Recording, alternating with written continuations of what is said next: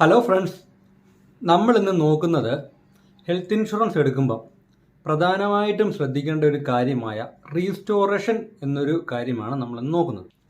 എന്താണ് റീസ്റ്റോറേഷൻ? റീസ്റ്റോറേഷൻ്റെ ആവശ്യകത എന്താണ്?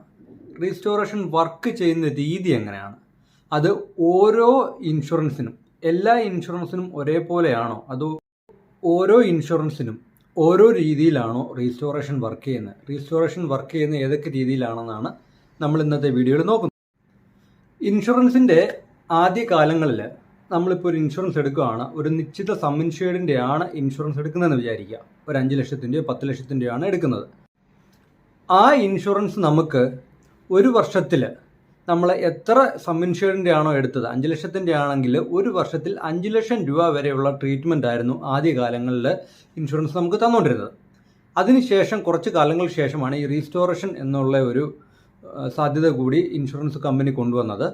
അതായത് നമ്മൾ എടുത്ത സം ഇൻഷ്യൂർഡ് ഒരു വർഷം കംപ്ലീറ്റ് ആവുന്നതിന് മുമ്പ് ഒരു 6 മാസത്തിനുള്ളിൽ നമുക്ക് ആ സം ഇൻഷ്യൂർഡിൻ്റെ ട്രീറ്റ്മെൻറ്റ് മുഴുവൻ ചെയ്തു എന്ന് വിചാരിക്കുക. അങ്ങനത്തെ ഒരു അവസ്ഥ വന്നു കഴിഞ്ഞാൽ പിന്നെ വരുന്ന ട്രീറ്റ്മെൻറ്റുകൾ ആ ആൾക്കോ അല്ലെങ്കിൽ ആ ഇൻഷുറൻസിൽ ഉള്ള വ്യക്തികൾക്ക്, വേറെ വ്യക്തികൾക്കോ ഒരു ട്രീറ്റ്മെൻറ്റ് വന്നു കഴിഞ്ഞാൽ പിന്നുള്ള പൈസ നമ്മൾ കയ്യിൽ നിന്ന് മുടക്കേണ്ട ഒരു അവസ്ഥയായിരുന്നു നേരത്തെ ഉണ്ടായിരുന്നത്. അതായത് നമ്മുടെ സം ഇൻഷ്യൂർഡ്, ഈ ഹെൽത്ത് ഇൻഷുറൻസിൻ്റെ നമ്മൾ എടുത്തേക്കുന്ന സം ഇൻഷ്യൂർഡ് തീർന്നു പോകാതെ നമുക്ക് പല പ്രാവശ്യം, ഒരു സം ഇൻഷ്യൂർഡ് ലിമിറ്റ് വെച്ച് നമുക്ക് പല പ്രാവശ്യം യൂസ് ചെയ്യാൻ കഴിയുന്നു എന്നുള്ളതാണ് റീസ്റ്റോറേഷൻ എന്നുള്ളത് കൊണ്ട് നമ്മൾ ഉദ്ദേശിക്കുന്നത്. എങ്കിൽ പോലും റീസ്റ്റോറേഷൻ പല പ്രോഡക്റ്റുകളിലും പല രീതിയിലാണ് വർക്ക് ചെയ്യുന്നത്. സാധാരണഗതിയിൽ ഇൻഷുറൻസ് എടുക്കുമ്പോൾ റീസ്റ്റോറേഷൻ ഉള്ള ഒരു പോളിസി ആണെന്ന് പറഞ്ഞായിരിക്കും സെല്ല് ചെയ്യുക, അല്ലെങ്കിൽ നമ്മൾ മനസ്സിലാക്കി വാങ്ങിക്കുക. പക്ഷേ ആ റീസ്റ്റോറേഷൻ എങ്ങനെയാണ് വർക്ക് ചെയ്യുന്നത് എന്ന് ചിലപ്പോൾ നമ്മൾ ചോദിച്ച് മനസ്സിലാക്കാറില്ല. അപ്പോൾ ഒരു 3 പ്രൊഡക്റ്റ് എടുത്തിട്ട് അതിൽ ഓരോ പ്രൊഡക്റ്റിലും റീസ്റ്റോറേഷൻ എങ്ങനെയാണ് വർക്ക് ചെയ്യുന്നത് എന്നുള്ളതാണ് നമ്മൾ നോക്കുന്നത്. നമ്മളിവിടെ സ്റ്റാർ ഹെൽത്തിൻ്റെ തന്നെ 3 പ്ലാനുകളുടെ റീസ്റ്റോറേഷനാണ് കമ്പയർ ചെയ്യുന്നത്.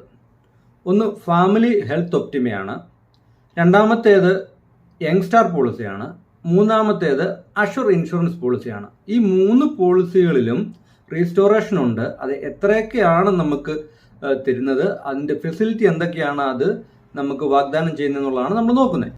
ആദ്യത്തേത് ഫാമിലി ഹെൽത്ത് ഒപ്റ്റിമയാണ്.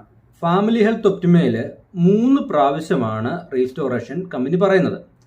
അതായത് എക്സാമ്പിൾ ഒരു 3 ലക്ഷം രൂപയുടെ പോളിസി ആണെങ്കിൽ അത് ഓരോ അഡ്മിഷനും 3 ലക്ഷം രൂപ വെച്ച്, ആദ്യത്തെ 3 ലക്ഷം രൂപ തീർന്നു കഴിഞ്ഞു കഴിഞ്ഞാൽ അടുത്ത അഡ്മിഷനിൽ വീണ്ടും 3 ലക്ഷം രൂപയും, അത് കഴിഞ്ഞ് അടുത്ത അഡ്മിഷനിൽ വീണ്ടും 3 ലക്ഷം രൂപയും ട്രീറ്റ്മെൻറ്റ് എടുക്കാമെന്നുള്ളതാണ് കമ്പനി ഈ ഇൻഷുറൻസ് പോളിസിയിൽ പറയുന്നത്. എന്നാൽ നമുക്ക് 9 ലക്ഷം രൂപ, 3 പ്രാവശ്യത്തെ 3 ലക്ഷം രൂപ വെച്ച് 9 ലക്ഷം രൂപ ഒരു അഡ്മിഷനിൽ നമുക്ക് യൂസ് ചെയ്യാൻ കഴിയത്തുമില്ല. ഒരു അഡ്മിഷനിലോ പല അഡ്മിഷനിലോ ആയിട്ട് 3 ലക്ഷം രൂപ തീർന്നതിന് ശേഷം മാത്രം അത് കഴിഞ്ഞുള്ള അടുത്ത അഡ്മിഷനിലായിരിക്കും രണ്ടാമത്തെ 3 ലക്ഷം നമുക്ക് ഉപയോഗിക്കാൻ കഴിയുക. അതുമാത്രമല്ല, ആദ്യത്തെ ട്രീറ്റ്മെൻറ്റുകളുടെ തുടർ ചികിത്സ, കണ്ടിന്യൂറ്റി ട്രീറ്റ്മെൻറ്റ് അടുത്ത സം ഇൻഷ്യൂർഡിനകത്ത്, അടുത്ത റീസ്റ്റോറേഷനകത്ത് നമുക്ക് ലഭിക്കത്തുമില്ല. നമുക്ക് ഒരു അഡ്മിഷനിൽ 4 ലക്ഷം രൂപ ചിലവായി എന്ന് വിചാരിക്കുക. അങ്ങനെയാണെങ്കിൽ നമ്മുടെ ആദ്യത്തെ സം ഇൻഷ്യൂർഡായ 3 ലക്ഷം രൂപ വരെ കമ്പനി സെറ്റിൽ ചെയ്ത് തരികയും ബാലൻസ് വന്ന 1 ലക്ഷം രൂപ നമ്മൾ കയ്യിൽ നിന്ന് കൊടുക്കുകയും ചെയ്യേണ്ടി വരും. അതിനുശേഷം അടുത്ത അഡ്മിഷനിൽ മാത്രമായിരിക്കും അടുത്ത 3 ലക്ഷം രൂപ വർക്ക് ചെയ്യാൻ തുടങ്ങുക. ആ 3 ലക്ഷം രൂപ അല്ലെങ്കിൽ അടുത്ത സം ഇൻഷ്യൂർഡ് വർക്ക് ചെയ്യുന്നത് ആദ്യത്തെ ട്രീറ്റ്മെൻറ്റിൻ്റെ തുടർ ചികിത്സയ്ക്ക് നമുക്ക് ലഭിക്കത്തുമില്ല. അത് ഈ ഫാമിലി ഹെൽത്ത് ഒപ്റ്റിമയുടെ വലിയൊരു ഡ്രോബാക്കാണ്.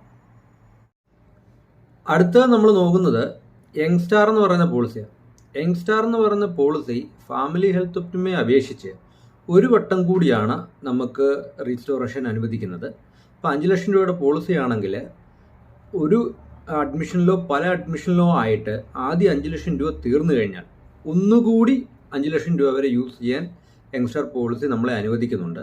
അതിൻ്റെ കൂടെ കണ്ടിന്യൂറ്റി ട്രീറ്റ്മെൻറ്റ് കൂടി ഇതിന് അനുവദിക്കുന്നു എന്നുള്ളതാണ് ഇതിൻ്റെ ഒരു പ്രത്യേകത. FHOയിൽ അത് അനുവദിക്കുന്നില്ലായിരുന്നു. ഇതിൽ കണ്ടിന്യൂറ്റി ട്രീറ്റ്മെൻറ്റുകൾക്ക് കൂടി നമുക്ക് ഈ സം ഇൻഷ്യൂർഡ് യൂസ് ചെയ്യാൻ കഴിയും. അടുത്തത് നമ്മൾ നോക്കുന്നത് അഷുർ ഇൻഷുറൻസ് പോളിസിയാണ്. ശരിക്കും പറഞ്ഞാൽ ഫാമിലി ഹെൽത്ത് ഒപ്റ്റിമയുടെയും യങ് സ്റ്റാർ പോളിസിയുടെയും പരിമിതികളെ എല്ലാം മറികടന്നുകൊണ്ട് സമാനതകളില്ലാത്ത ഒരു റീസ്റ്റോറേഷൻ ഫെസിലിറ്റി ഉള്ള പോളിസിയാണ് അഷർ ഇൻഷുറൻസ് പോളിസി എന്ന് പറയുന്നത്. അതായത് ഓരോ അഡ്മിഷനിലും നമുക്ക് സം ഇൻഷേർഡ് വരെയുള്ള ട്രീറ്റ്മെൻറ്റ് കിട്ടുന്നുണ്ട്. അതായത് അൺലിമിറ്റഡ് ടൈം, ഒരു വർഷത്തിൽ എത്ര അഡ്മിഷൻ ഉണ്ടാകുന്നു ആ അഡ്മിഷനിലെല്ലാം തന്നെ സം ഇൻഷേർഡ് വരെയുള്ള ട്രീറ്റ്മെൻറ്റ് നമുക്ക് ഉപയോഗിക്കാൻ കഴിയും. അതേപോലെ കണ്ടിന്യൂ ട്രീറ്റ്മെൻറ്റിനും നമുക്ക് ഈ ഫെസിലിറ്റി യൂസ് ചെയ്യാം.